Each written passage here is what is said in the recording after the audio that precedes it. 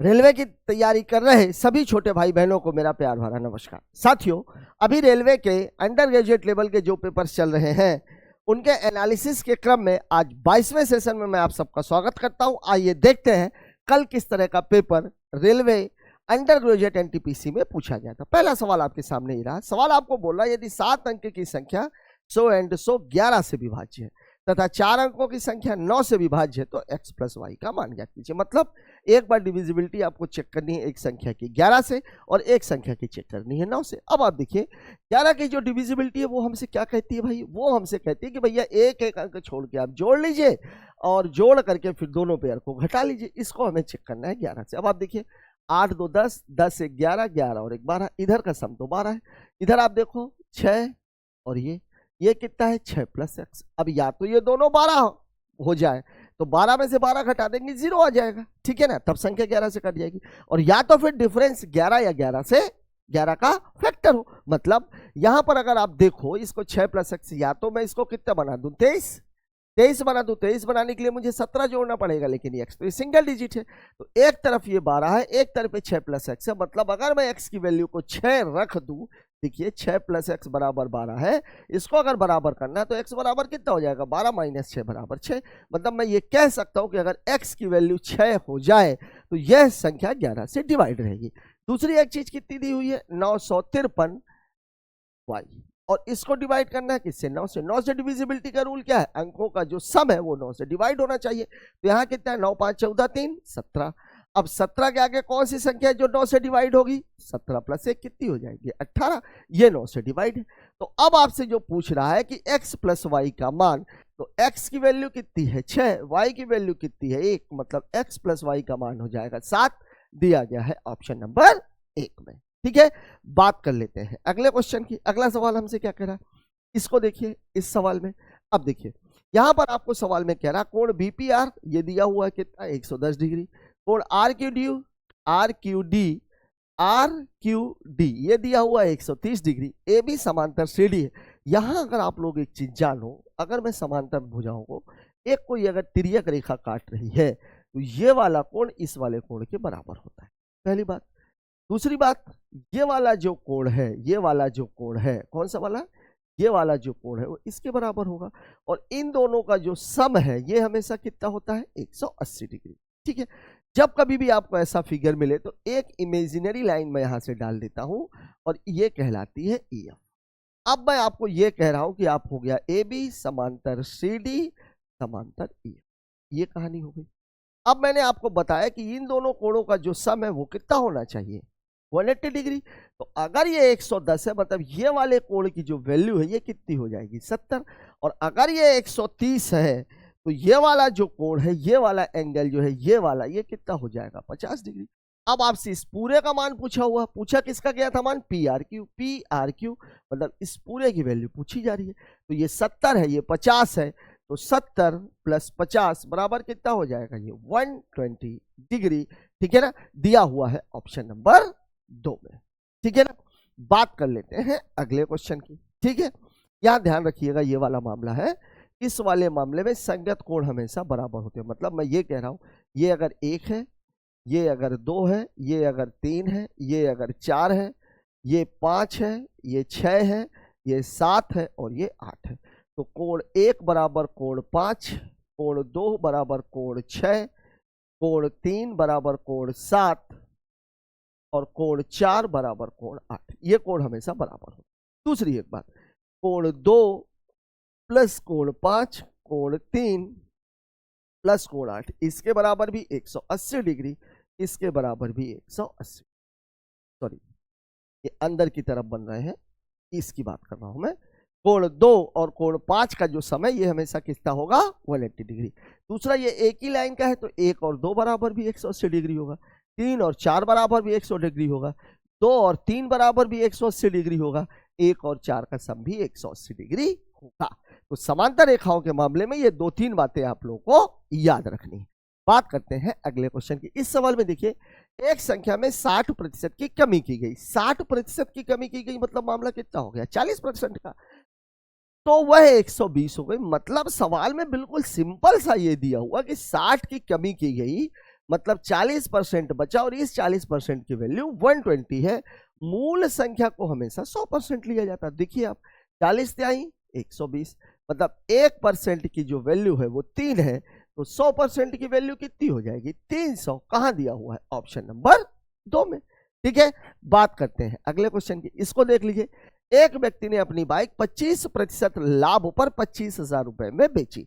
25% लाभ का मतलब कितना होगा, अगर आप 1/4 के हिसाब से चलेंगे तो मतलब 4 का सामान 5 का बिक गया, या 100% लेकर के चलेंगे तो 100% का सामान 125% में बिक गया।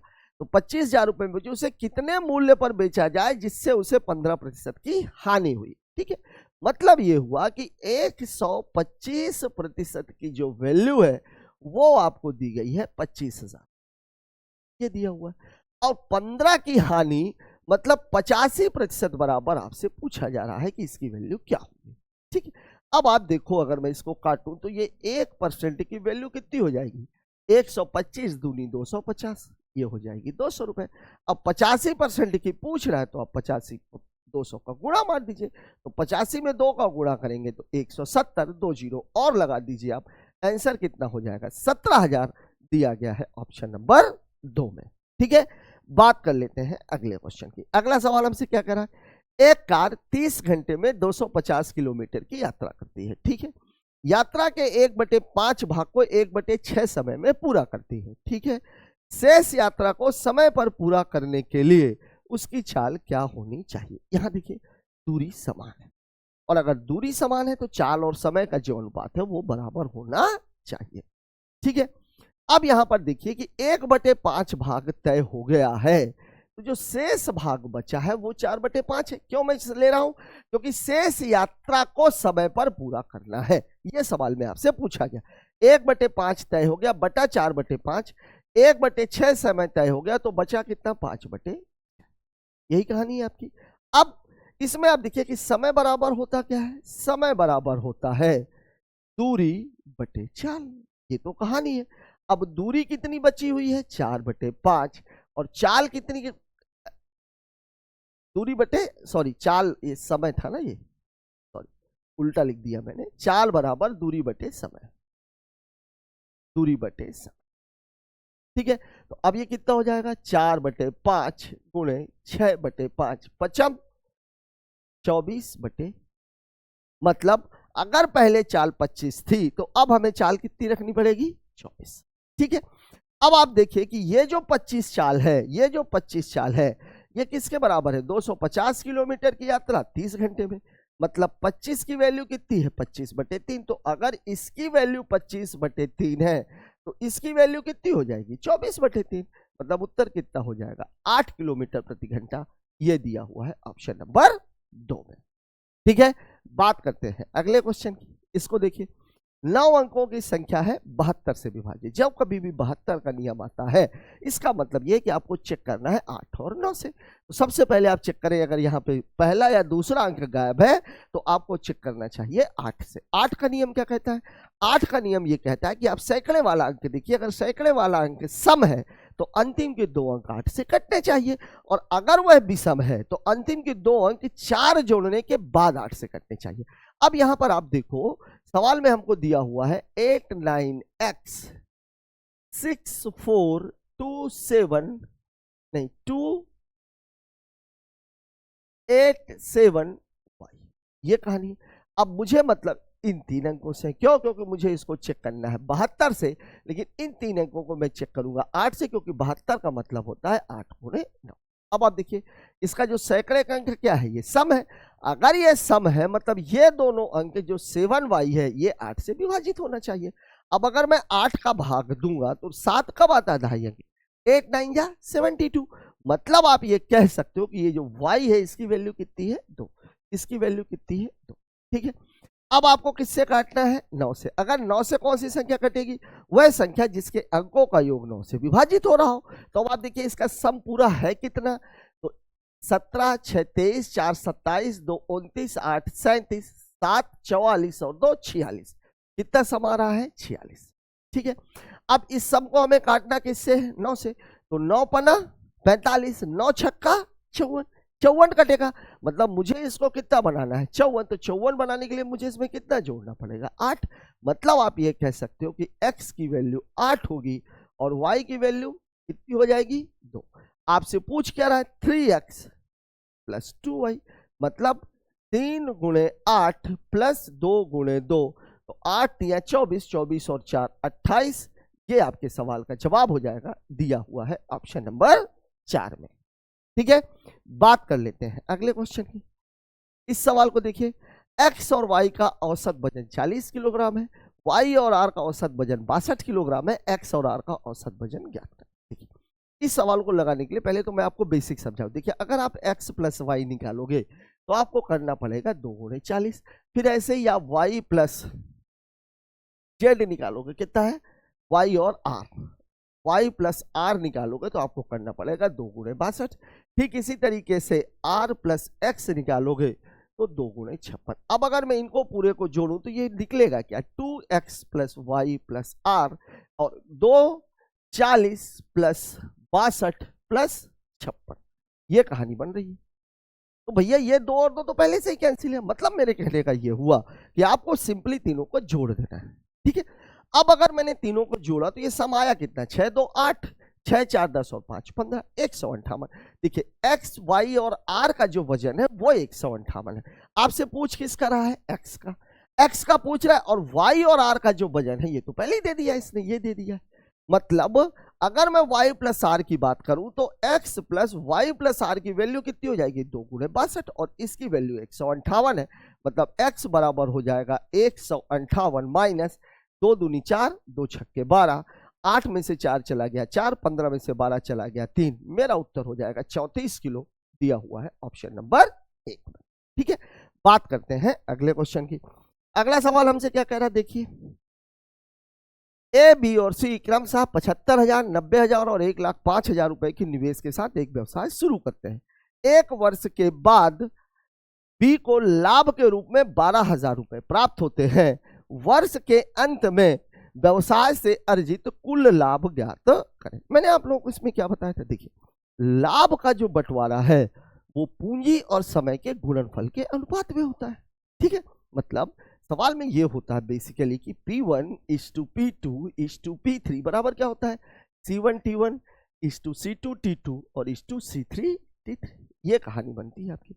अब यहां पर आप देखो, मैंने इसमें एक चीज और आपको बताई थी कि जो भी पूंजी दी गई हो पहले आप उसको छोटा कर लीजिए। जैसे एक ही पूंजी आपको कितनी दी गई है 75,000, फिर एक पूंजी आपको कितनी दी गई है 90,000। चलिए यहां से लिख लेते हैं 75,000, 90,000 और कितना दिया हुआ है 1,05,000। ये कहानी है। 3 जीरो इसके, 3 जीरो इसके, 3 जीरो इसके, मैं काट देता हूँ। 5 से तो सभी कट रही हैं, बल्कि 15 से सभी कट रही हैं। 15 पन्ना 75, 15 छक्का 90 और 15 सत्ते 100। ये पूंजी किसकी है ए की, ये है बी की और ये है सी। अब आपसे क्या कह रहा है, एक वर्ष बाद बी को लाभ के रूप में 12,000 रुपए प्राप्त हो, मतलब समय सभी का समान है, समय का सभी का समान है। अब बी का लाभ ये जो 6 है ये कितना है 12,000 रुपया, ये है आपका 12,000।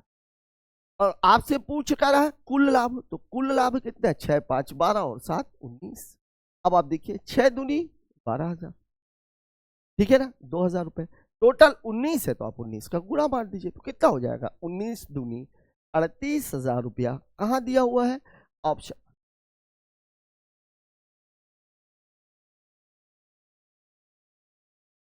बी का 6 ही था ना, 15 छक्का 90, 6 5 11 7 18 था ये, सॉरी ये 18 था भाई। तो मैं सोचूं कि 38 कैसे आ गया, 38 तो ऑप्शन में दिया ही नहीं। कितना हो जाएगा ये 18 दूनी 36,000। लग गया आपका सवाल, कहां दिया हुआ है ऑप्शन नंबर 2 में। ठीक है, बात कर लेते हैं अगले क्वेश्चन। इसमें देखिए 24 दिनों में ए 24 दिनों में एक काम कर सकता है, बी ए की तुलना में 60% अधिक दक्ष है, तब बी को कार्य कितने दिनों में पूरा कर पाएगा। ठीक है, ए का समय दिया हुआ है, बी से काम को पूछ रहा है, क्षमताओं का रेशियो दे दिया गया है। ठीक है, ई को हम इस बार पहले ले लेंगे, ये है ए ये है बी, तो इसकी इफिशियंसी कौन ज्यादा सक्षम है, बी ए की तुलना में 60%।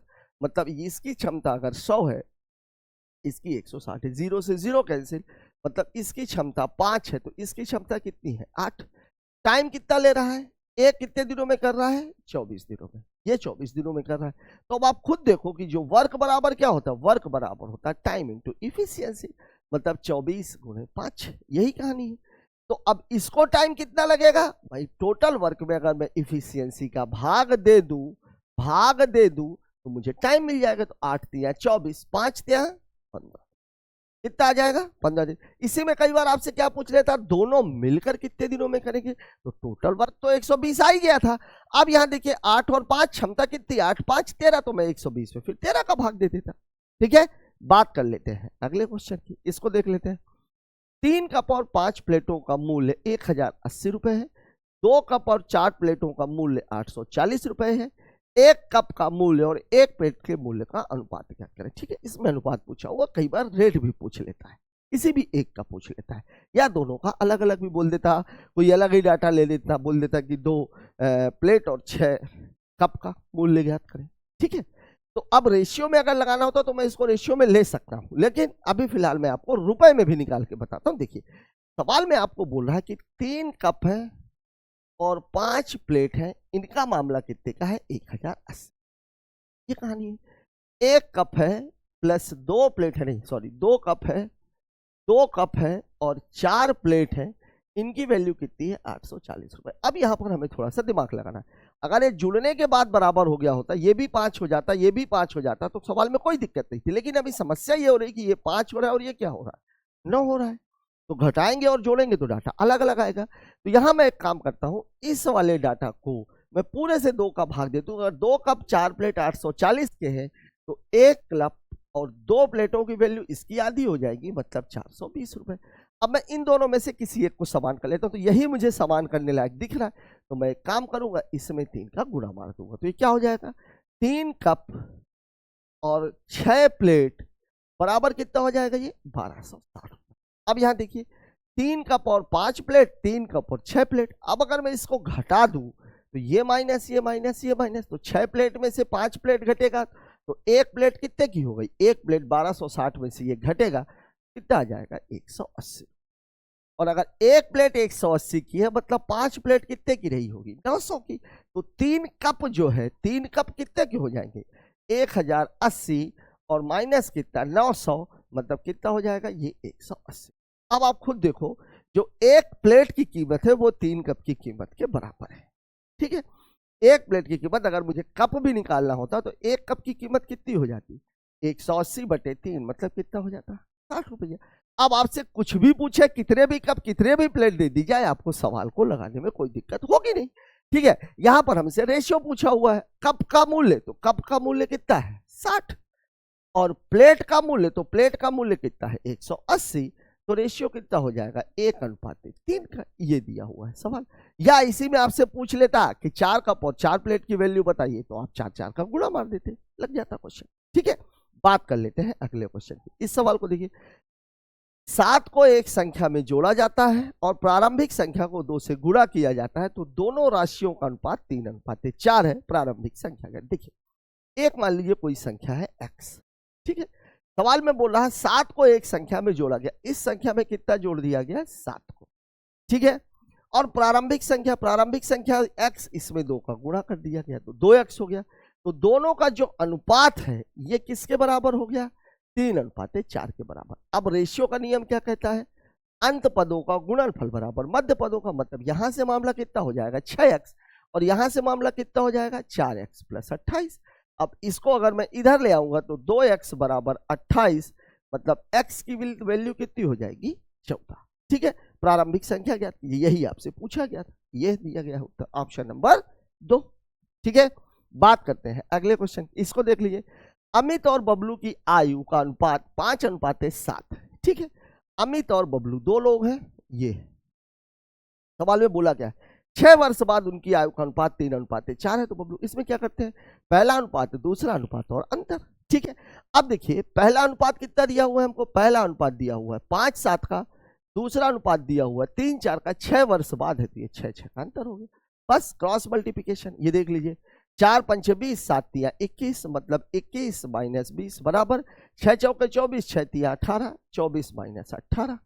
तो ये कितना हो जाएगा, 1 बराबर 6। और जब 1 बराबर 6 है तो पूछा किसका है, बबलू का। तो बबलू का कितनी हो जाएगी, 6 गुणे 7, मतलब उत्तर कितना हो जाएगा, 42 वर्ष।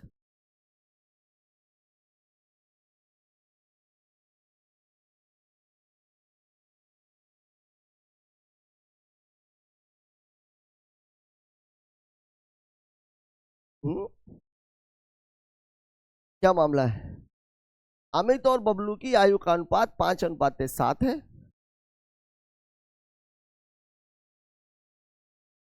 एक बराबर 6 है, 6 पंचे 30। 6 वर्ष बाद उनकी आयु का अनुपात, बबलू की वर्तमान आयु ज्ञात करें। गड़बड़ है उत्तर, उत्तर 42 साल ही आएगा। ठीक है, इसको आप सुधार लीजिएगा, इनको आप सुधार लीजिएगा। इसका 30 आएगा, इसका 42 आएगा। इस 24 की जगह आप 42 वर्ष कर लीजिए, ये आंसर हो जाएगा।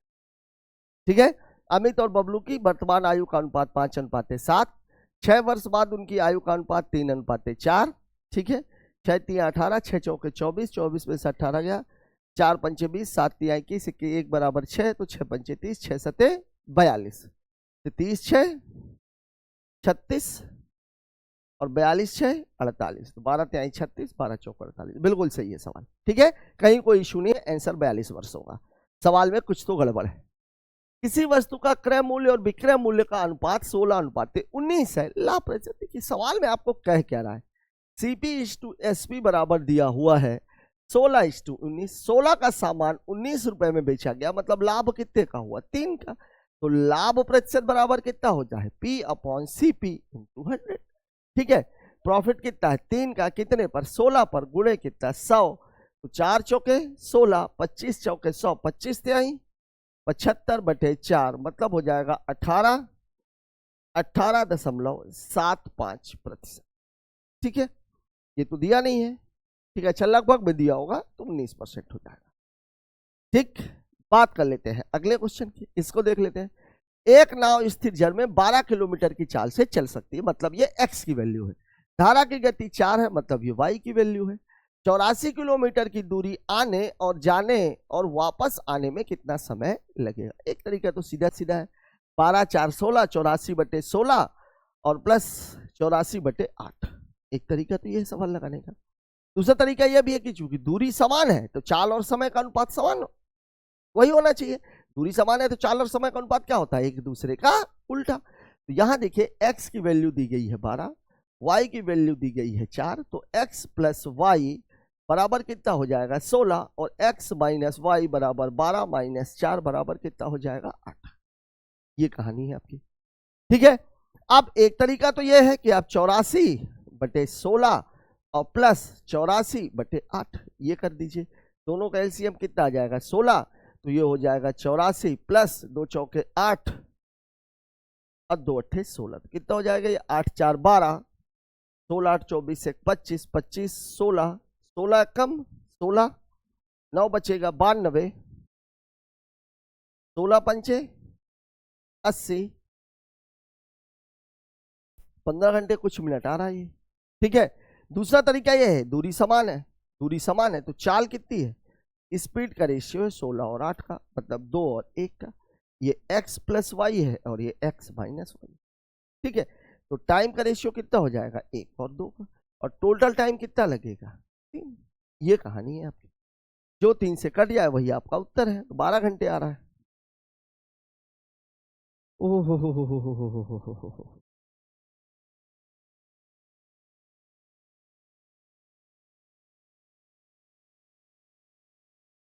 चलिए अभी इसी को रहने देते हैं, लेकिन उत्तर तो आ ही नहीं रहा। कितना घंटे आ जाएगा 16 240, 12/16, 15 सही 12/16, 4 तिहाई 12, 4 चौके 16, 60 का गुणा हो जाएगा 15, मतलब 15 घंटे और 45, ये होगा उत्तर।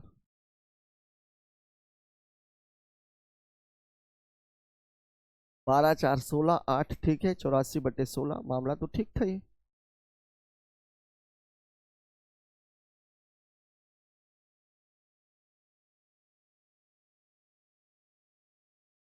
ठीक, यही आंसर आएगा।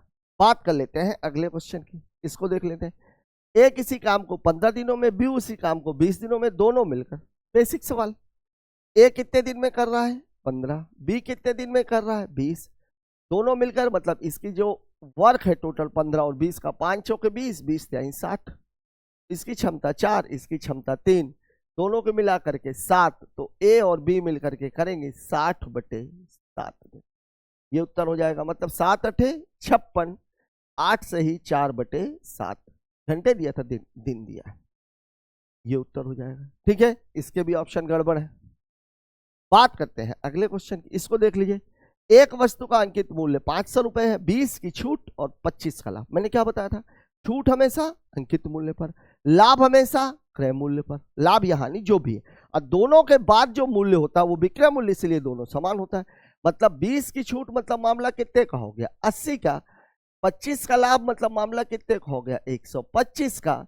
तो MP/CP बराबर कितना हो जाएगा 125/80, काटेंगे तो 25/16। अब आपको क्या बोला है, अंकित मूल्य 500, मतलब इसकी वैल्यू 500 रुपए है, तो ये 1, तो ये कितना, तो 20, इसका पूछ रहा है, बस आप 20 का गुणा मार दीजिए, उत्तर कितना आएगा 320 रुपए, दिया हुआ है ऑप्शन नंबर 2 में। ठीक है, बात कर लेते हैं अगले क्वेश्चन की, इसको देखिए। दो संख्याओं का एलसीएम और एचसीएफ इतना है एक संख्या। जब कभी भी एलसीएम और एचसीएफ दोनों दिया जाए, एक संख्या दे दी जाए और दूसरी संख्या पूछी जाए, तो फॉर्मूला क्या होता है, फॉर्मूला होता है एलसीएम इंटू एचसीएफ बराबर फर्स्ट नंबर और इंटू सेकेंड नंबर। अब आप देखिए क्या दिया, फर्स्ट नंबर कितना दिया हुआ है 45, एलसीएम एचसीएफ कितना दिया हुआ है 180 गुणे 15 बराबर 45, और गुणे इसको मान लिया मैं एक्स मान लेता हूं, तो 15 दिया 45, ये कितना हो जाएगा 60, मतलब x की वैल्यू कितनी हो जाएगी 60, मतलब दूसरी संख्या कितनी है 60। बात करते हैं अगले क्वेश्चन की, इसको देखिए। एक भिन्न के अंश में 25% की वृद्धि, हर में 20% की कमी कर दी जाए, ठीक है ना, तो भिन्न 5/4 हो जाती है। देखिए अंश इसका ये है 5 है, और ये 5 कब है 25 की वृद्धि के बाद, तो 25 की वृद्धि मतलब 125% की वैल्यू अगर 5 है, तो आपको 100% की बात कर रहा है, ये मैं बात कर रहा हूं अंश की। ठीक है, तो अब आप देखिए ये 1, तो ये 25%। अब इसको अगर 100 बनाना है तो 4 का गुणा, तो यहां भी 4 का गुणा, मतलब पहले अंश कितना था 4। अगर मैं बात हर की करूं तो हर में 20 की कमी, 20 की कमी मतलब कितना हुआ 80%, और 80% बराबर कितना दिया हुआ 4, 100% बराबर आपसे पूछ रहा है, तो ये 1, तो ये कितना 20, 100 बनाना है कितने का गुणा 5 का, तो यहां भी कितने का गुणा 5 का, मतलब हर कितना हो गया 5। अब देखिए वास्तविक संख्या अंश 4 हर 5, मतलब उत्तर कितना 4/5 दिया हुआ है ऑप्शन नंबर 3 में। ठीक है, बात कर लेते हैं अगले क्वेश्चन की, इसको देख लीजिए। एक राशि साधारण ब्याज पर 8 वर्षों में 2 गुनी हो जाती है, 2 गुनी हो जाती है, मतलब 100 रुपए से वो कितने रुपए हो गई 200 रुपए। तो जब 100 से 200 रुपए हो गई, चूंकि हम मूलधन को कितना मान के चलते हैं 100%, तो 100% से वो 200% हो गई, तो ब्याज कितना मिला, ब्याज कितना मिला 100%। मतलब मैं ये बोल रहा हूं कि आपका जो हम मूलधन मानते हैं वो कितना मानते हैं 100%। तो सवाल बोल रहा है कि भैया वो 200% हो गई, 200% हो गई, मतलब जो एसआई मिला वो एसआई कितना मिला 200 माइनस 100 बराबर कितना मिला ये 100%। और एसआई को बराबर हम बोलते क्या है R इंटू T%। यही तो मैं बार बार आपको समझा रहा हूं, 8 वर्षों में 2 गुनी हुई है, 8 वर्षों में, मतलब R इंटू 8% बराबर कितना है ये 100, तो R बराबर कितना हो जाएगा 100/8, मतलब मेरा उत्तर हो जाएगा 12.5%। कहां दिया हुआ है ऑप्शन नंबर 2 में। ठीक है, बात कर लेते हैं अगले क्वेश्चन की। एक ट्रेन 48 किलोमीटर की चाल से चलकर किसी दूरी को 50 मिनट में तय करती है, ट्रेन को 40 मिनट में वही दूरी तय करनी है। देखिए टाइम, डिस्टेंस एंड स्पीड में 90% क्वेश्चन हमेशा टाइम, डिस्टेंस या स्पीड में से किसी एक को समान करके आते हैं। यहां पर समान क्या है दूरी, दूरी समान है।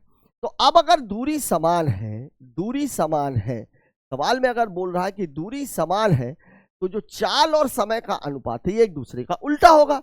तो चाल तो आपको दी नहीं है, समय आपको दिया गया है, तो पहले मैं समय ले लेता हूं। समय कितना दिया हुआ है 50 मिनट और 40 मिनट, मतलब रेशियो है 5 और 4 का, तो स्पीड का रेशियो हो जाएगा 4 और 5 का। ठीक है। अब ये 4 बराबर कितना दिया हुआ है 48, मतलब 1 की वैल्यू कितनी है 12, तो 5 की वैल्यू कितनी हो जाएगी 5 गुणे 12, मतलब मेरा उत्तर हो जाएगा 60 किलोमीटर प्रति घंटा दिया हुआ है ऑप्शन नंबर 2 में। ठीक है, बात करते हैं अगले क्वेश्चन की। एक बाल्टी को भरने के लिए एक पाइप सामान्य रूप से 4 मिनट का समय लेता है। बाल्टी में छेद होने के कारण इसमें 5 मिनट लगते हैं, मतलब एक बाल्टी है ए, इसको 4 मिनट का समय लगता है, लेकिन एक होल के कारण इसका समय कितना हो जाता है 5 मिनट। ठीक है, तो अगर मैं इसके, ये टाइम की बात है, अब एलसीएम तो 20 आना है, तो इफिशियंसी इसकी कितनी 5, तो इसकी 4। अब देखिए एच जो है वो माइनस है, मतलब पानी ये 5 दे रहा है, लेकिन पानी जा कितना रहा है 4, मतलब ये पानी निकाल कितना रहा है 1। ठीक है, छेद कितने समय में पूरी बाल्टी को खाली करेगा, तो 20/1, मतलब उत्तर कितना हो जाएगा 20 मिनट दिया हुआ है ऑप्शन नंबर 1 में। ठीक है, बात कर लेते हैं अगले क्वेश्चन की। x² बराबर 2, 2 वाले मामले में मैंने आप लोगों को बार बार ये बात बताई है कि जब कभी भी x + 1/x बराबर 2 होता है, घात आप कितनी की भी लगा दो, उत्तर 2 ही रहना है, चाहे x में आप कितने की भी घात लगाओ। यही चीज यहां पर है। अगर इसके बराबर ये 2 है, इसका मतलब ये है, अगर सवाल में बोल रहा है x² + 1/x² बराबर 2 है, मतलब x² की वैल्यू 1 है, तो x की वैल्यू भी 1 होगी, तो x + 1/x की वैल्यू भी कितनी हो जाएगी, जब कभी भी 2 आ जाए तो ज्यादा सोचिए मत, उत्तर हमेशा 2 ही रहना है, दिया गया है ऑप्शन नंबर 3 में। चाहे छोटे से बड़े की ओर जाए, चाहे बड़े से छोटे की ओर आए। सवाल में आपको बोल रहा है 101 से 200 तक की सभी प्राकृतिक संख्याओं का औसत ज्ञात करें। प्राकृत संख्याओं का मतलब जहां पे डिफरेंस 1 का होता है। अब ऐसी संख्याएं जिनमें अंतर समान हो, चाहे वो बात प्राकृत की हो रही हो, चाहे सम की हो रही हो, चाहे विषम की हो रही हो, चाहे गुणज की हो रही हो, ऐसे में जो औसत होता है, औसत होता है प्रथम संख्या प्लस अंतिम संख्या बटे 2।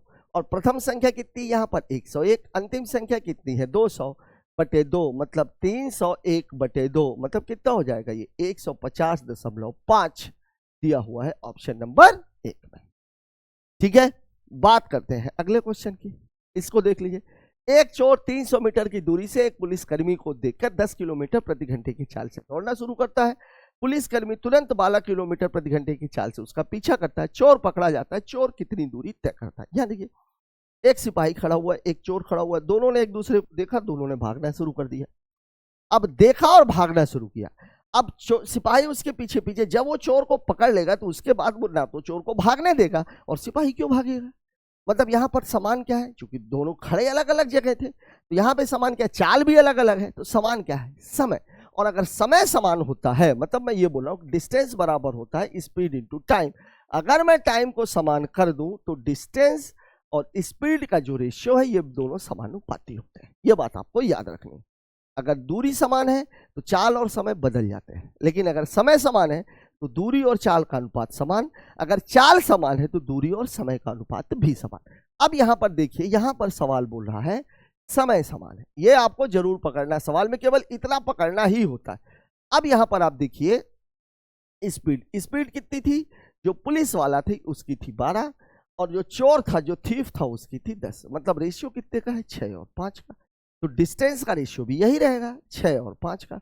अब आप देखिए इन दोनों के बीच में डिफरेंस मुझे कितने का दिख रहा है? 1 का, लेकिन सवाल में कितने का डिफरेंस है? 300 का। तो 1 बराबर कितना हो जाएगा? 300। मतलब ये कितने मीटर भागा? 6 गुणे 300। मतलब अगर आपका पुलिस का पूछेगा तो पुलिस भागा है 1800 मीटर, और अगर चोर का पूछेगा तो 300 गुणे 5, मतलब चोर भागा है 1500 मीटर। अब आपसे पूछ क्या रहा था? चोर कितनी दूरी तय करता है? 1500 मीटर दिया हुआ है ऑप्शन नंबर 4। ठीक है, लग गया आपका सवाल। बात कर लेते हैं अगले क्वेश्चन की। क्या बोल रहा है? सविता अपनी मासिक आय का 20% किराने पर खर्च करती है, शेष का 15% किराए पर, और फिर शेष का मामला शेष का, मतलब लास्ट में बचत दी गई होगी। तो बचत कितना दिया हुआ है? 9792। ठीक है, अब आप देखो सवाल को। 20% की वैल्यू कितनी होती है? 20% की वैल्यू होती है 1/5, मतलब 5 कमाया, खर्चा कितना कर दिया? 4। ठीक है, शेष का 15%, 15% की वैल्यू कितनी होती है? 3/20, मतलब 20 कमाया, 3 खर्चा कर दिया, तो बचा कितना? 17 रुपया। 60%, 60% की वैल्यू कितनी होती है 3/5, मतलब 5 कमा के 3 खर्चा कर दिया तो बचा कितना 2। अब एक काम करते हैं 4 पंचे 120। अब आप देखो यहाँ मामला कितना है 125 रुपए कमा रहा था जिसमें बचाया उसने कितना है 34। ये तो कहानी है। इस 34 की वैल्यू आपको वो बोल रहा है 9792। ठीक है, 2 से तो कट ही रहा, काट लेते हैं। कितना हो जाएगा ये 2 चौके 8, 2 अट्ठे 16, 2 अट्ठे 16, कितना कितना हो गया 2 चौके 8, 2 अट्ठे 16, 2 9 18 और 2 छक्के 12। अब इसको आप 17 से काट दीजिए, 17 दूनी 34, 34 34 14 बचेगा 149, 17 सत्ते 119, 17 अट्ठे 136, 17 नहीं है 163, 149 बच रहा ना, 17 अट्ठे 8 7 136, कितना आ जाएगा ये 3 और ये कितना हो जाएगा 1, मतलब ये 288 हो गई कहानी। अब इस 288 में 125 का गुणा करना है, तो मैंने आप लोगों को बार बार बताया 125 का गुणा मतलब 8 का भाग, 8 का भाग। अगर मैं इसमें 8 का भाग देता हूं तो 8 दिया 24, 8 6 48 और ये 3 0, मतलब उसकी टोटल आय है कितनी 36,000। टोटल आय 36,000 कमा रहा था, उसमें से उसने 9,792 रुपए बचाए। लेकिन कितना बढ़िया सवाल है, सवाल में बोल रहा है कि वह किराए पर कितना व्यय करता। अब अगर आपका कैलकुलेशन अच्छा है तो देखिए 20% खर्चा कर दिया तो 80 बचा, 80 का 15%, तो 80 का 15% मतलब 12%। तो आप चाहो तो इस 36,000 कहाँ गया, कहाँ लिख दिया मैंने, कहीं तो लिखा था ना 36,000 रुपए, ये इस 36,000 का 12% निकाल दो तो 12 6 72, 12 3 36 और 7 43, उत्तर तो ये वाला है। ठीक है, नहीं समझ में आ रहा, नहीं समझ में आ रहा, एक तरीका और भी है, देखिए 36 है, इसका कुछ भी आप निकालोगे 4 और 9 से कटेगा, 4 और 9 से कटेगा। हमारी संख्या देखिए ये 4 से कट रही है, लेकिन 9 6 15 3 18, 9 से भी कटे, ये उत्तर हो सकता है। ये 4 से नहीं कटेगी, ये 4 से कट जाएगी, 4 2 6, लेकिन 9 से नहीं कटेगी, 4 3 7 2 9, ये इसमें से ये या तो ये उत्तर हो सकता है। अब अगर आप इस तरीके से लगाते हो तो देखिए आप 5 कमाया 4 बचाया, 5 कमा के 1 खर्चा कर दिया 4 बचा। अब इस 4 में से ये 15 खर्चा हुआ, मतलब 20 कमाया और 3 खर्चा कर दिया। अब यहां मैं बचत क्यों नहीं बोल रहा हूं, बचत नहीं निकालना, यहां पे क्या निकालना है, यहां पे आपको निकालना है खर्च। क्या निकाल रहा, कितना व्यय करता है, तो 4 पंचे 20, मतलब 25 कमा करके उसने यहां पर 3 खर्चा किया है। ठीक है, अब आप देखो इस 25 की वैल्यू कितनी है 36,000 रुपया, तो 25 चौके 100, मतलब 3 गुणे 36 गुणे 4, 4 तिहाई 12, 12 6 72, 12 3 36 और 7 43, उत्तर 4,320 रुपए। या तो फिर आप इसको ऐसे भी कर सकते थे कि 80% और गुणे 15%, ये देखो आप। ठीक है, तो इसको भी आप करते तो 2 चौके 20 चौके 80, 20 पंचे 100, 5 तिहाई 15, 4 तिहाई 12%, मतलब टोटल का 12% वो खर्च कर रहा है कहां पर, किराए पर।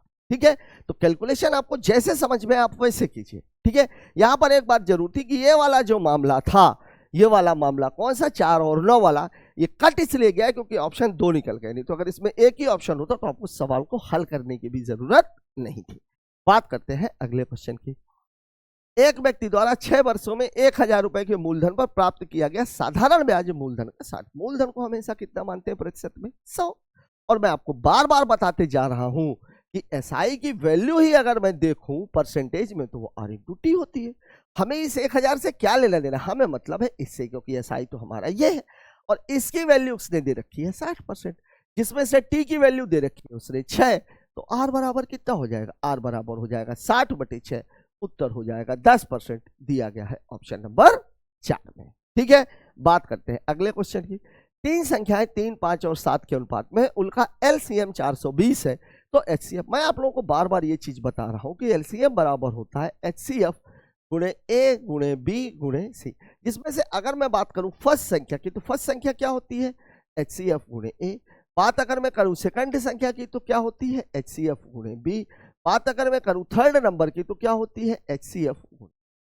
अब आप देखो यहां पर आपको ये भी दिया हुआ है, इन तीनों के फैक्टर्स भी दिए हुए हैं, तो एचसीएफ बराबर कितना हो जाएगा, एचसीएफ बराबर हो जाएगा, ये दिया है 420 और एबीसी की वैल्यू है ये, तो 3 15 7 105 और 105 चौके कितना 420, मतलब मेरा एचसीएफ हो जाएगा 4, दिया गया है ऑप्शन नंबर 1 में। बात करते हैं अगले क्वेश्चन। एक लंबवृत्तीय बेलन का आयतन इतना है, आधार का क्षेत्रफल, ध्यान रखिएगा, बेलन का जो आधार होता है वो क्या होता है, वृत्ताकार, तो आधार का क्षेत्रफल कितना हो जाएगा, पाई आर स्क्वायर। और बोल रहा है कि उसकी ऊंचाई इतनी है तो बेलन का व्यास ज्ञात करें। अब आप खुद एक चीज सोचो, जब आपको आधार का क्षेत्रफल ही दे दिया, पाई आर स्क्वायर ही उसने दे रखा है, ठीक है, और आपको निकालना क्या है, केवल व्यास निकालना है, तो हमें क्या लेना देना आयतन से। इसमें आप 180 में 6 का भाग दोगे तो 30 ही आना है ना भाई। मुझे क्या लेना है इस 180 से, क्या लेना है इस 6 से।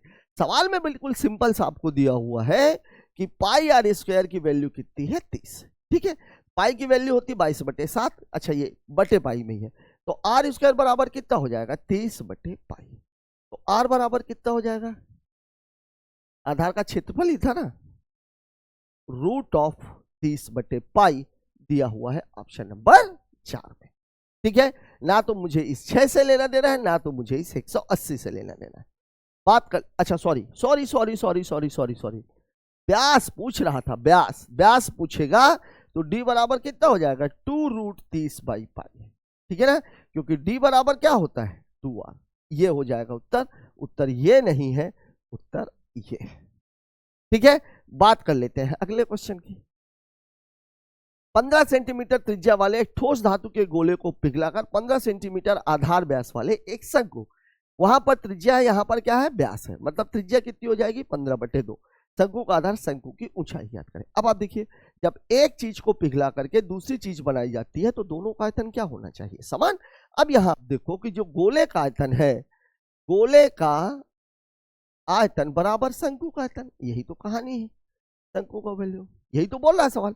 अब गोले का कितना होता है, 4/3 गुणे पाई गुणे आर की वैल्यू है 15। शंकु का कितना होता है, 1/3 गुणे पाई, आर स्क्वायर कितना दिया हुआ है, आर की वैल्यू है 15/2 गुणे 15/2 और गुणे एच आपको निकालना है, ऊंचाई तो आपको निकालनी है। पाई से पाई कैंसिल, 3 से 3 कैंसिल, ठीक है। तो अब एच बराबर कितना हो जाएगा, 4 गुणे 15 गुणे 15 गुणे 15 और गुणे ये उधर जाएगा तो 2/15 और गुणे 2/15, 15 15 15 15 कैंसिल। अब यहां से कितना बचा, 15 चौके 60 और 2 दूनी 4, ठीक है। कितना हो जाएगा ये, 240 सेंटीमीटर दिया हुआ है ऑप्शन नंबर 4 में, ठीक है। बात कर लेते हैं अगले क्वेश्चन की। दो बिंदुओं ए और बी के बीच की दूरी 600 किलोमीटर है। जब वो एक दूसरे की ओर चलना शुरू करते हैं तो 12 घंटे में मिलते हैं, ठीक है। विपरीत में ए बी के 5 घंटे बाद चलता है, फिर वो अगले 10 घंटे बाद मिलते हैं। तो इनको ध्यान में रखते हुए बी की चाल ज्ञात कीजिए, किलोमीटर प्रति घंटे में दी हुई है। देखिए 600 किलोमीटर और ये 12 घंटे, मतलब जो दोनों की चाल है उनका जो सम है वो कितना है, 600/12, मतलब कितना है ये, 50 किलो। ये दो आदमियों की बात हो रही, चाहे ए एक्स वाई न लिख करके आप इसको ए प्लस बी लिख दीजिए, ए प्लस बी लिख दीजिए, क्योंकि एक इधर से चल रहा था और दूसरा इधर से चल रहा था। तो जब दोनों की दिशा विपरीत होती है तो चाल हमेशा क्या होती है, जुड़ती है। फिर आपको बोलता है ए बी के 5 घंटे बाद चलता है तो वो अगले 10 घंटों में मिलते हैं। ए बी के 5 घंटे बाद, मतलब ए चलता है ए बी के 5 घंटे बाद, तो बी चला तो अगले 10 घंटों में मिलते हैं। तो बी तो पूरा 10 घंटे चला और ए कितना चला, ए केवल 5 ही घंटे चला। ए प्लस बी कितना चले, तो ए प्लस बी चले 5 घंटे। यही तो कहानी है। चाल अगर ये है कौन सी है, 50, दोनों को मिला करके, तो भाई सीधी सी बात है कि ये 250 किलोमीटर तो चल गए, 250 किलोमीटर तो चल गए जब ए और बी दोनों चले। तो अब बी कितना चला है, बी चला है टोटल 10 घंटे, तो 10 में से 5 तो उसके साथ चल दिया, तो बी द्वारा 5 घंटे में जो तय की गई दूरी है, नहीं यार ये 10 अगले 10 घंटों में मिलते हैं, मतलब ये कहानी नहीं होगी, ये कहानी नहीं होगी, कहानी ये होगी। देखिए बी चला है 5 + 10 मतलब 15 घंटे और ए चला है कितने घंटे, तो ए प्लस बी कितने घंटे चली, दोनों मिला करके चले हैं 10 घंटे। तो 10 घंटे में इन्होंने कितनी दूरी तय की होगी, 10 × 50 मतलब कितना, 500 किलोमीटर। मतलब बी द्वारा 5 घंटे में तय दूरी कितनी हो जाएगी? 500 और माइनस 600 माइनस 500 बराबर कितना है? 100। तो चाल कितनी हो जाएगी? चाल हो जाएगी 100/5, मतलब उत्तर हो जाएगा 20 किलोमीटर प्रति घंटा दिया गया है ऑप्शन नंबर 1 में। ठीक है, बात समझ में आ रही है? यहां पर जब दोनों चल रहे थे तो ये तो ठीक है, यहां से ये चल दिया, इसके 5 घंटे बाद ही ये चला, और चलते चलते ये 10 घंटे के बाद मिल गए। सॉरी, अलग अलग दिशा से चला, ये चला, ये चल दिया, और फिर ये चला, ये चला। मान लीजिए अगर ये चल रहा है 5 बजे तो ये चला 10 बजे, 10 बजे। ठीक है, तो अब अगर ये 10 बजे चला है तो ये लोग मिले कितने बजे हैं? 20 बजे, 20 बजे। ठीक है, तो 10 घंटे तो ये दोनों ही चल रहे हैं, और 5 घंटे ये अकेला चला। तो 10 घंटे जब दोनों चले तो दोनों मिलकर के कितना तय किया? 500 किलोमीटर। मतलब बी जो 5 घंटे चला है उसमें वो कितना चला है? 100 किलोमीटर। तो 5 घंटे में अगर 100 किलोमीटर है, मतलब क्या हुआ? 1 घंटे में कितना? 20 किलोमीटर। ठीक है, बात कर लेते हैं अगले क्वेश्चन की। साथियों, इस क्वेश्चन के साथ ही हमारा आज का सेशन खत्म होता है। टाइम, डिस्टेंस, स्पीड और एडवांस मैथमेटिक्स में आपको थोड़े से हटके सवाल देखने के लिए मिले, और यही एनटीपीसी की खूबसूरती है कि एग्जाम बढ़ने के साथ साथ ही क्वेश्चन की डेप्थ थोड़ी सी बढ़ती जा रही है। आज का सेशन आपको कैसा लगा कमेंट बॉक्स में जरूर बताएं। मिलते हैं कल एक नए सेशन में, तब तक के लिए जय हिंद।